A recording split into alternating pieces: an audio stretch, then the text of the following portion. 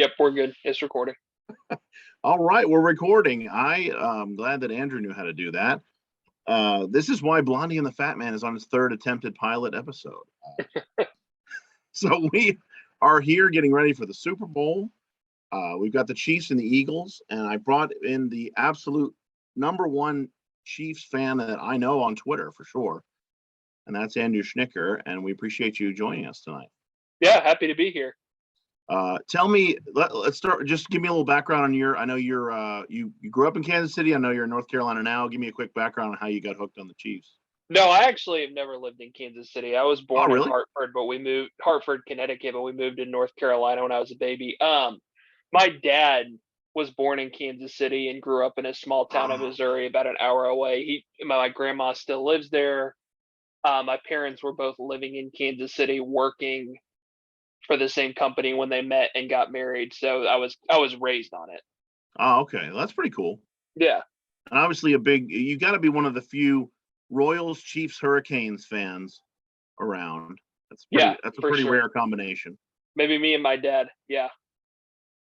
I always love the rare. Some people have rare combinations of fandom. I used to have a lot of random teams, and then my dad's from Philly, and the Philly teams were always kind of my secondary team, except for the Flyers, who I don't even acknowledge now. I don't want to talk about hockey. But once I lived up there, I was born in Delaware, but once I actually lived up there as an adult, it's like you swear eternal loyalty to Zod. That's it. It's either do it or you don't. So since then, I've been all the way in. It's been painful at times, but some success, but not that much. Sarah is lucky enough to be living where all of her fandom people are, which is a nice bonus. Yeah, it's great to just keep all your suffering in one spot. That's my motto. Like, and hey, two out of three of us are going to have a football champion. You already got the Bulldogs, Sarah, and I mean, that's great. They're technically in Athens, but I'll take it. Yeah, you've always been a Bulldog. You're tweeting about the Bulldogs every Bulldogs. Week. Yeah, I'm a dog through and through. So one thing what I thought would be a good exercise is Andrew, tell me what you like about the Eagles as far as what you've seen of them. Say some nice things about them, and I will reciprocate. Oh, I thought it'd be good. I mean, you look at the Eagles. I think I keep telling people this, but don't get me. What I'm about to say is by no means a knock on Jalen Hurts. I love Jalen Hurts. I think he's a very good quarterback. I think the Eagles have the best non-quarterback roster in the NFL. And but what I mean by that is, like, you look at their roster, all the way through, it's pretty hard to find a weakness. I think they probably have the best offensive line in football.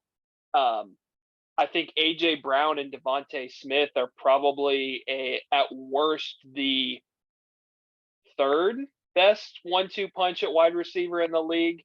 You've got an insane defensive line. I mean, that pass rush is legitimately scary. And then you've got the secondary to back them up with James Bradbury and Darius Slay at cornerback. And then add all that in, I don't think Jalen Hurts is an elite quarterback, but I think he's a very, very good quarterback. And I think you give him that kind of supporting cast. And obviously, as we've clearly seen all year, he can make it happen.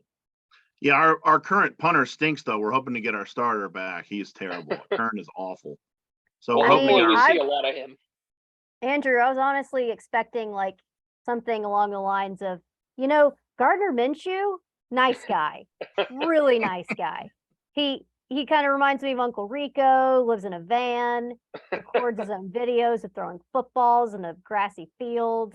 I would have expected that, but no, I would agree with you, Andrew. I've been like super impressed with Jalen Hurts ever since he came into the league. No one was really expecting much out of him, coming from Alabama, basically getting benched in the second half of a national championship game. I mean, the fact that he has elevated his game to MVP type caliber and just leading. I mean, like you said, the Eagles have probably the best roster, like deepest roster in football, top to bottom. Yeah, I think. Oh, go ahead. I'm sorry. No, you're good. I would say, Hurts he's coming into his own, and it says a lot about his character, coming back from being benched in that national title game, coming into the league where no one was expecting much out of you. And then now he's playing in the biggest game of his life. I mean, it just says a lot. And then the Eagles, I would argue, you have the Bengals receiving core. I think the Bengals they were going in with probably the best receiving core in football with T. Higgins, Jamar Chase, Tyler Boyd. You can even make an argument for Hayden Hurst at tight end, but I think the Eagles are a close second. I would say that. The Dolphins might have something to say. Oh yeah, that's right. But Yeah, they're they're solid. They're here. solid. They're not here. That's true. Tyreek Hill got blown up in that flag football Pro Bowl or whatever the hell it was today, though. No, but I'm super impressed with the Eagles. I think top bottom, they have the deepest roster in football, and I think the Chiefs, they've got quite the challenge going into this as we continue to talk more about it. Yeah, I think you're right about that, and I think that's a luxury the Eagles have. And of course, you're dealing with this with the Chiefs. With Mahomes is getting the big money now, so when your quarterback's getting the big money, it's harder to build like a veteran roster. The Eagles lucky enough to have Hurts on a low contract and go out and get a bunch of dudes and try to make a run at the Super Bowl. And the Chiefs have done a great job. Go ahead. I'm sorry. I was just saying that's what you have to do. I mean, the Chiefs won one when Mahomes was on his. I mean, you have that elite quarterback on a rookie contract. You have to take advantage of it. Yeah, and the Chiefs have done a nice job of putting pieces around Mahomes to keep their winning going. I mean, they're the most consistent. I mean, they've been the most consistent winning team in the last 5 years in the league.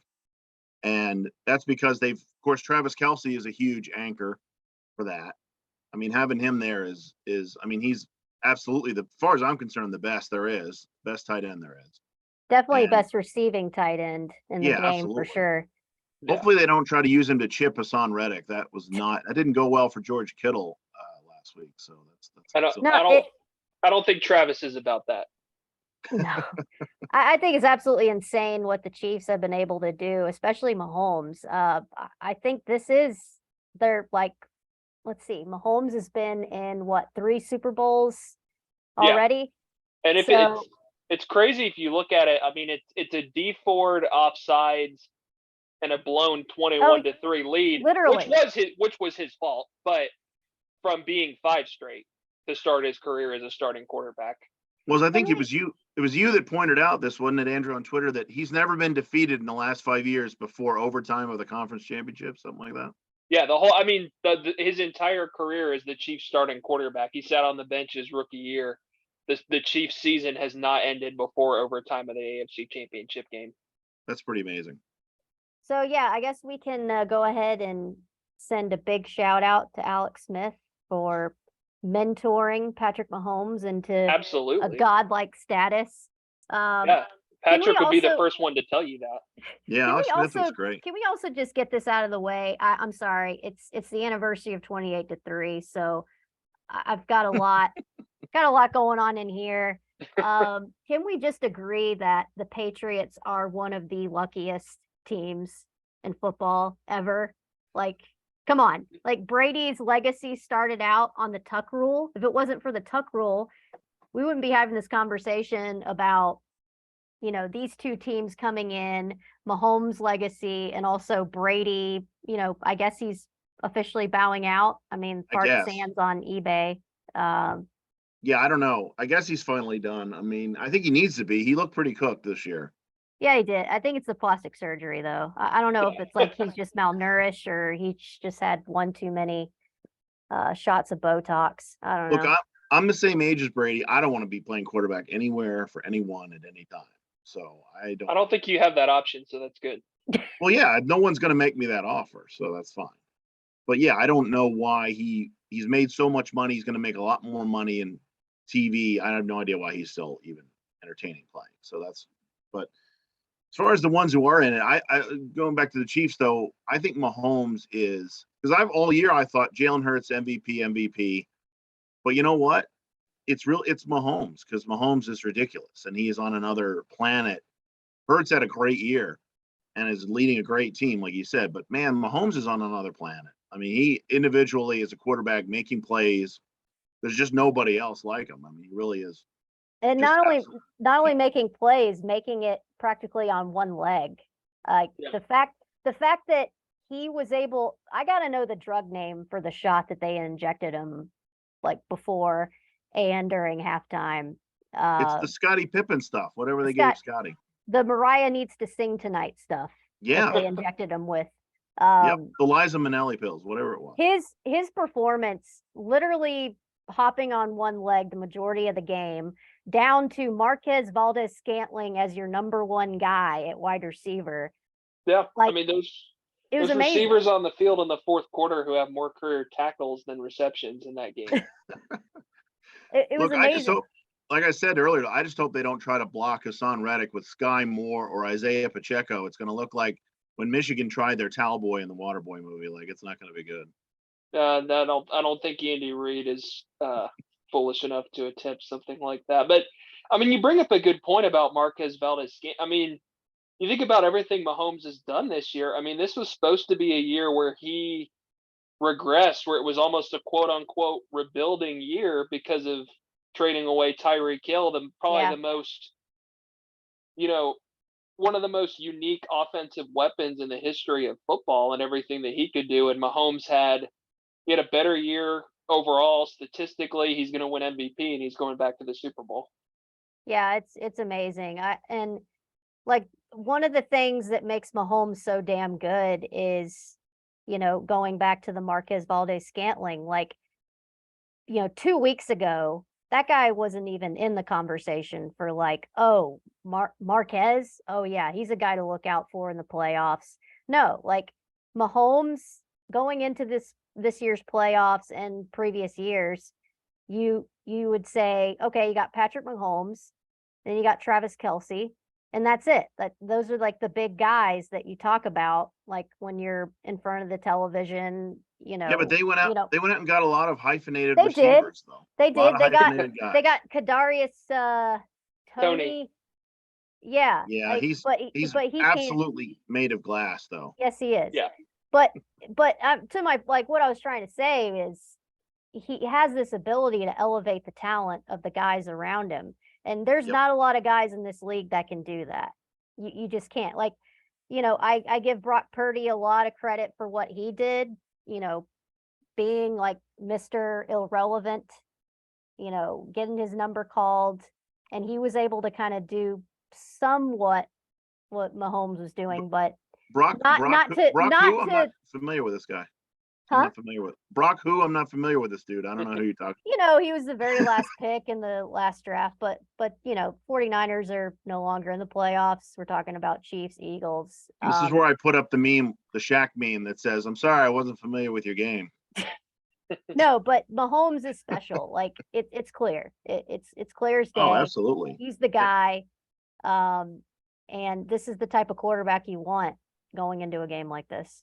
Well, and I think this is kind of, the statement year for him being able to be that guy and elevate, others' games, because it was, can he do it without, a human cheat code in Tyreek Hill? And so far the answer has been yes. Yeah. I don't think they'd have won that. The one Super Bowl they did win against the Niners, I don't think they'd have won that without Tyreek, for sure. No, absolutely. They wouldn't have beaten the Bills last year without Tyreek. They wouldn't have gone to the Super Bowl in 2020, the year they lost to the Bucs, without Tyreek. And I got to tell you, just as a side note, I grew up a lot in Tampa, so the Bucs are kind of my secondary team. And I must tell you, I know you hated it, but I enjoyed I had to enjoy the little peace sign from what's his name from the Bucs when Tyreek. Oh, Levante Day. I mean, hey, that was fair. That was fair game. I mean, if you're backing it up on the field, talk your talk. Well, I think Tyreek went in doing the same thing when it was like 24-0 in Tampa earlier in the year when they were killing the Bucs. Yeah, and so I think that's what Tyreek had like 250 yards in that game or something. So he had 250 yards in like the first quarter. Yeah. It was embarrassing. It was like one of my Madden games. Yeah, because the Bucs went into that game like, oh, hey, let's single cover Tyreek Hill without safety help over the top, and then after quarter it was like, okay, that's why you don't do that. Honestly, yeah, they made a huge mistake.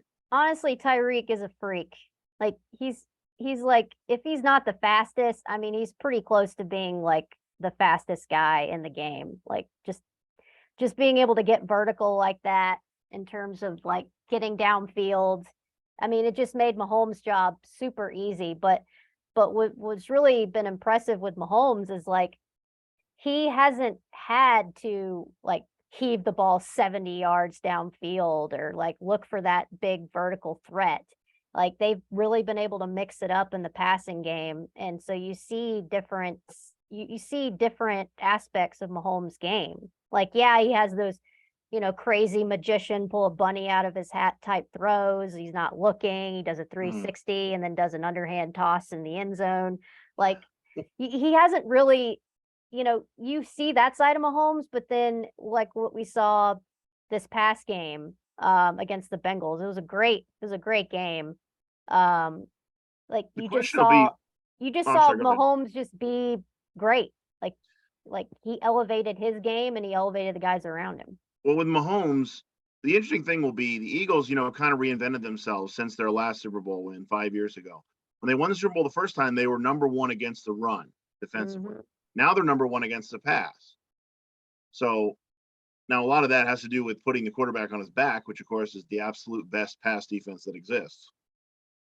Yeah, I mean, if you're talking about keys to the game, if we're gonna jump into that, right off the bat, like how healthy is Patrick Mahomes gonna be?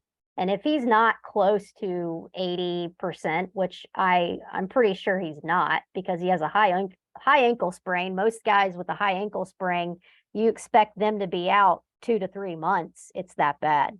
Andrew, what do you think they're going to do to keep him upright? That's the question. Yeah, against 3 guys that have double-digit sacks. Yeah. Yeah, I mean, it's going to be tough. The Chiefs, I think that his best bet is going to be stepping into the interior of that, the middle of that pocket, because the Chiefs probably have the best overall, left guard, center, right guard, interior offensive line in the league with Joe Tooney, Creed Humphrey, and Trey Smith. The tackles have been a little bit of an issue this year. Orlando Brown has played a lot better down the stretch and in the playoffs. My biggest worry is the weak link of that Chiefs offensive line is Andrew Wiley, who's their right tackle, who kind of has just been a stopgap. He's not really a long-term NFL right tackle, and he's going to be blocking Hassan Reddick. So, I mean, they're going to have to get the ball out quick. I think they're going to have to run the ball. I think they're going to need a lot better than they did against the Bengals, because the run game really was not there against the Bengals. I think they're going to have to get Isaiah Pacheco and Jerick McKinnon going, as kind of a safety valve to take some of that pressure off Mahomes. Because if he's having to continually drop back, yeah, that's probably going to be an issue. Well, usually the best, might. whether it's college or pro, usually the best method against a speed defense is run it right at them, and try to pound them and make them think about stopping the run, and then you start opening up some lanes in the pass. Yeah. Now it'll be interesting to see what the Chiefs decide to do and game plan against an Eagles that are clearly just a bunch of dogs in the trenches. Yeah. I don't know. It's just going to be tough. Like definitely get the ball out quick kind of thing. Maybe mix in some bubble screens, incorporate more of the tight ends. I mean, regardless, it's going to have to be if your name is called, you better be ready, because the Eagles are coming. That they are. So, we've seen a lot about the one thing there's been a lot of talk about the fans the last couple of weeks, and a lot of people were rooting for Eagles Bills for the Super Bowl just so we could see the Eagles and Bills fans in the parking lot. And just have like the National Guard have to come out and secure the area just to make sure that everybody came out alive. But tell me about Chiefs fans. Most people don't talk about Chiefs fans. What's the deal with them? Are they pretty chill, or what? You got any psychos in your group there? Well, we had our one of our biggest super fans on Twitter was robbing banks to That's right. to go to Chiefs away games, so we got that going for us. But Yeah, Our fans aren't smart enough to hatch a scheme like that. well, he wasn't smart enough either because he got caught. So That's usually it. But yeah, our guys just seem to just stick to assaults and things like that, public drunkenness, the normal. yeah. No, I mean, the Chiefs fans are really passionate. I mean, Arrowhead is one of the great, tailgate scenes in American sports. I mean, they're out there before the sun comes up for the big game. So no, I expect a good showing in Arizona, and definitely Chiefs Eagles is going to make for a great tailgate scene if you're out there before that game for sure. Well, it's going to look like Christmas, obviously, because of the colors. Yeah, that's true. It's going to be an Just not interesting in the crowd game. shot. The Chiefs are wearing white. Well, that's true, but the fans, a lot of them, I'm sure, will have the red out. Oh yeah. I don't know what I'm wearing yet. I'm wearing just Devontae Smith right now, but I think I might have to bring out the Nick Foles with the patch on it for the game day. I'm not sure yet. Big Dick Nick. That's right. Thank you for acknowledging him in his proper title. Yes. That's, I mean, it's what everyone calls him.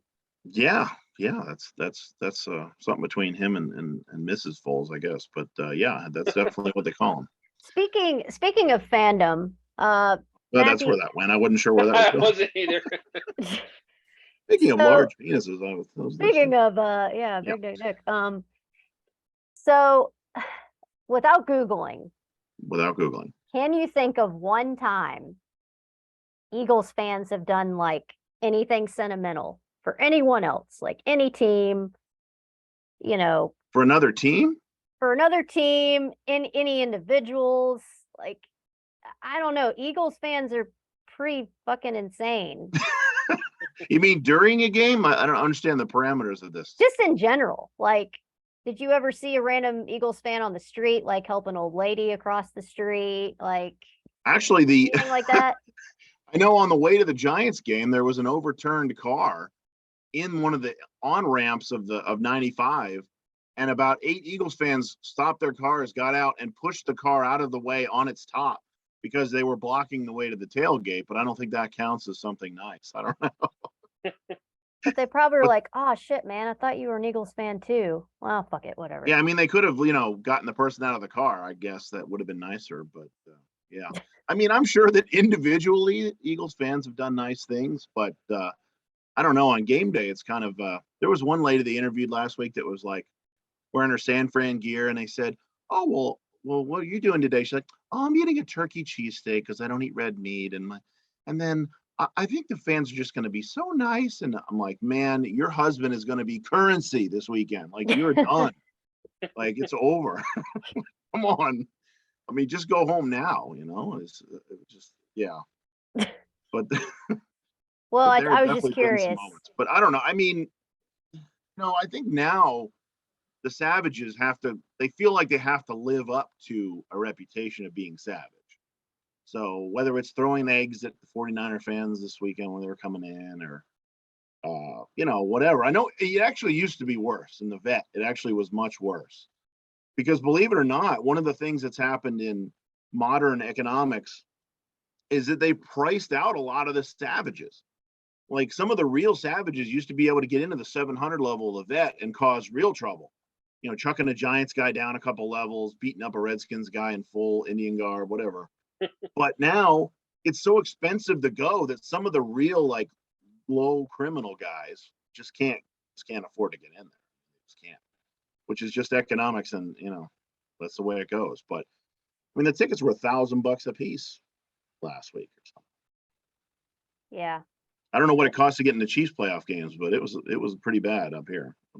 Yeah, at least that much. I mean, I think it's what is it, like 5,000 is the cheapest for the Super Bowl? Which is absurd because regular fans can't go. Yeah. I mean, we just can't. And Yeah, again, regular Falcons fans like myself can't go. Well, that's of course rarely a problem, but I mean, look, you got the Bulldogs. What do you want? 2 in a row. I'm greedy, man. I'm greedy. 2 in a row. They're pretty good. Yeah. So, yeah, but yeah, it's a shame because we went to the Super Bowl when I was a kid. We went to Bucks, or not Bucks. It was at Tampa, but it was the Bills and Giants, one where Norwood missed the field goal. And face value of the tickets was $125, which I'm dating myself here, but yeah, I mean, Yeah. that's a long time ago. But we Must be went, nice. yeah, and we had guys back then. My dad actually won the lottery for season ticket holders to buy the tickets at face value. And there were dudes that were camping out at the Buck Stadium and following people home when they pick up their Super Bowl tickets, and then going in later and robbing them, taking their tickets.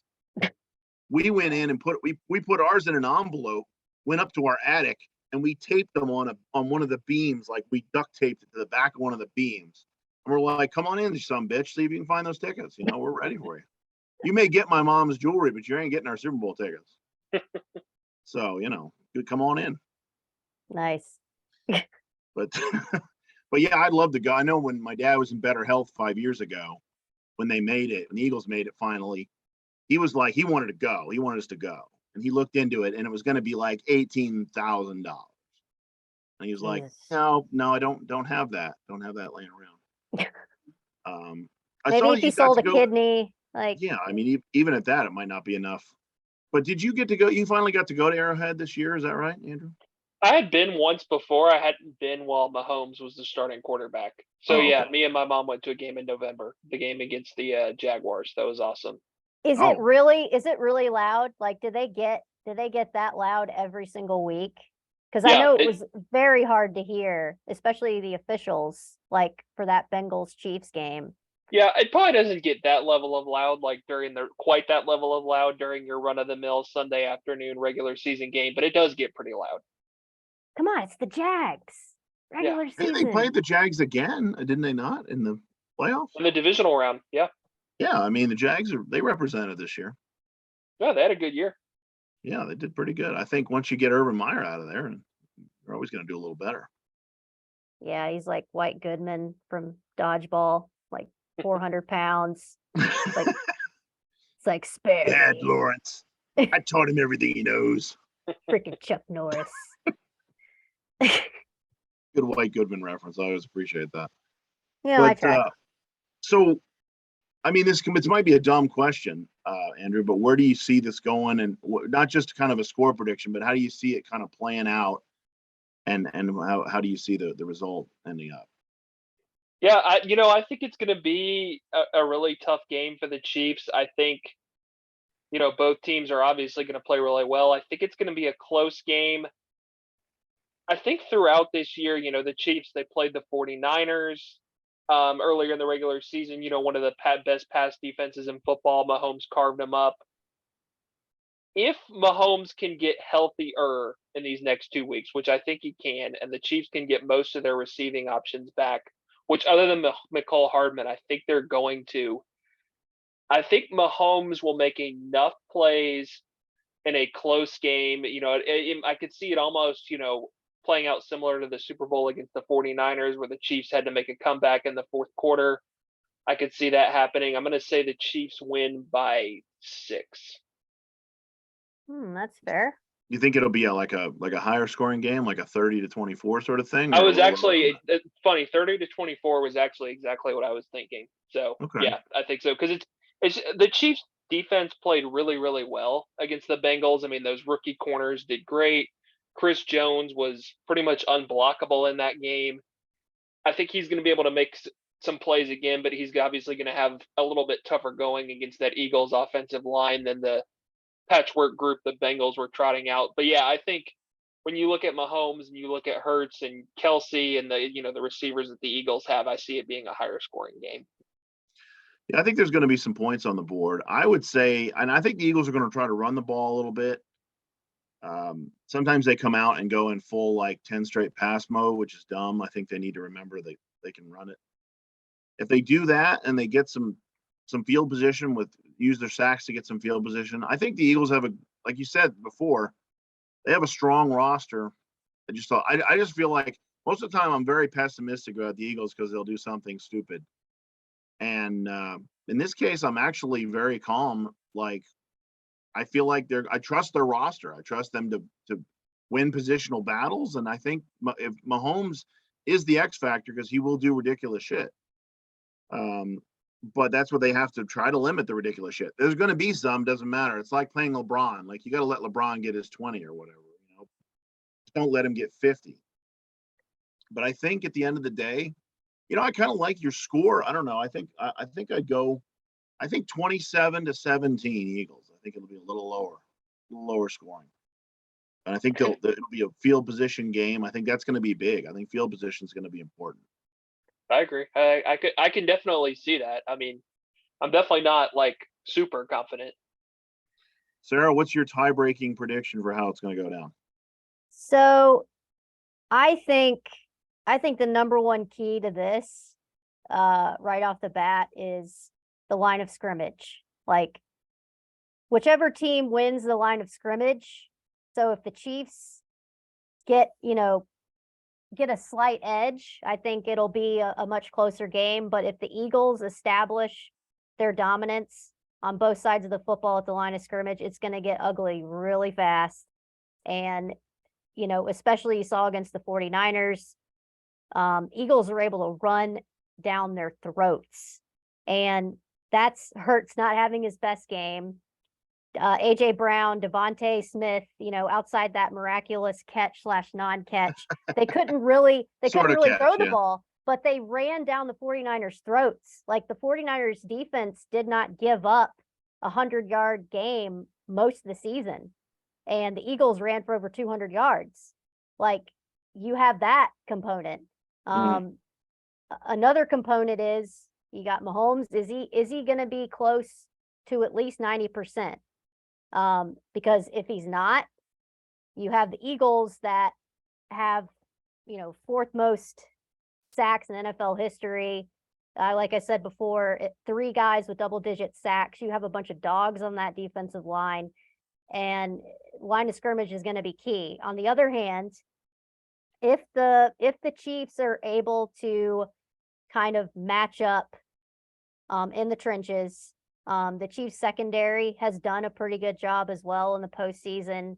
You know, especially against the Bengals, their receiving core is legit.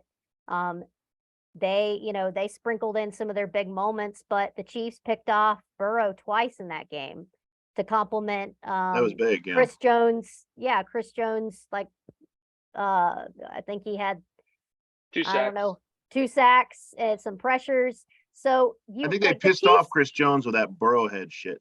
Yeah, They but pissed I off don't everyone know. with that. I don't know. I It pissed me off with that. Yeah, I was even pissed. I'm not invested at all. I don't know. I see if the Chiefs are able to, you know, match up early on. I'm kind of with you, Andrew. Maybe more points, but if the Eagles, you know, impose their will early, I see the Eagles winning this by, you know, at least 10 points, maybe 14 if they're able to run the ball as well as they did against the 49ers. And that 49ers defense, they're no joke. Like, yeah. No, they're good. So their fans are whiny little people, but yeah, they respect their defense. Yeah, but in all honesty, the Eagles, once they start cooking, it's pick your poison. It's like, yeah, we can burn you with AJ Brown, Devontae Smith on the outside. And if you shut those guys down, well, get ready because we're going to run the ball down your throat. Or watch out for Jalen Hurts, because if he finds his form, he wasn't like 100% Jalen Hurts like we've seen him in weeks past, because he's kind of hobbled too. If Hurts gets going as well, just watch out. I mean, that's what you got to look out for with the Eagles. Hurts has been pretty good about not taking big hits when he runs. Yeah. He got slammed into the ground by like a 350-pound Bears guy, and the ground was made of ice because it was like negative 85 degrees in Chicago. Yeah. So that kind of took his shoulder joint out there for a little while, but I think he's throwing the ball fine. He overthrew AJ the other day when he was wide open for a touchdown, but other than that, he hasn't had that many bad throws. And again, you don't see Mahomes. That's the thing about him too. There's a lot of balls Mahomes throws, and you're like, geez, why didn't the guy catch that? You know, like the ones that are incomplete, you're almost like they could all be complete. I mean, really, like he almost always puts the ball where it needs to be. And if guys drop it, it's kind of on them because it's usually right where it's got to be. I don't even know how Mahomes ever throws a pick because it really doesn't seem like he ever should. Yeah. So I forgot to mention a score. Yeah, it's a score. You said 10 I or 14 I'll points. yeah, I'd say Eagles take this 27-17. That was you just took my score. Really? Okay, fine. That's what I said. 30-17. I've put a lot of thought to this, and I've come I'll up with say, what did Matthew say? 27-17 Eagles. All right, I'll say, I mean, as much as I respect the hell out of Mahomes, I think the Eagles just have a deeper roster. And I'd say it's going to be 30-17 Eagles. Well, they do, and like I said, they're going to have to next year. They're going to have, if they pay Jalen $44 million a year. Yeah, that's a lot of money, and they're going to have, the cast-offs of the world as their players. They're going to have to get rid of a lot of guys. They're going to have to get young guys through the draft, or they're not going to be in the Super Bowl 5 years in a row like the Chiefs are. I mean, the Chiefs right now, and don't take any offense to this, Andrew, but the Chiefs right now are the new Pats. I mean, That's fine with me. The Pats without all the, people hating their guts and everything. no, I mean, Cheating. you've got one of 3 new generational quarterbacks, like, clearly here. I mean, we'll see if Josh Allen can, get his shit together by next He's got some season. stuff to prove now. But you got Allen, Mahomes, Burrow is the big 3, the next big 3 in the game. Maybe Justin Herbert if the Chargers kind of find their way as well. But I mean, certainly, regardless of how the outcome is of this game, we haven't seen the last of Mahomes, and I wouldn't be surprised if he's back here again the next year. But in fairness, I do hope for a good game. I mean, clearly both teams deserve to be on the stage. I just think the Eagles have the edge. I'm just glad the Rams aren't in the Super Bowl, because both times in the last 5 years the Rams have been in it, it's been the 2 most boring games of the last that I can even remember. So I mean, the one where they lost to the Pats 13-3, or was it 13-3? Yeah, it was a boring game.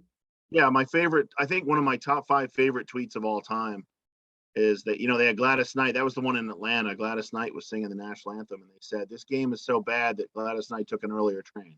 That's funny. I wish I could remember who tweeted that, but it was very funny.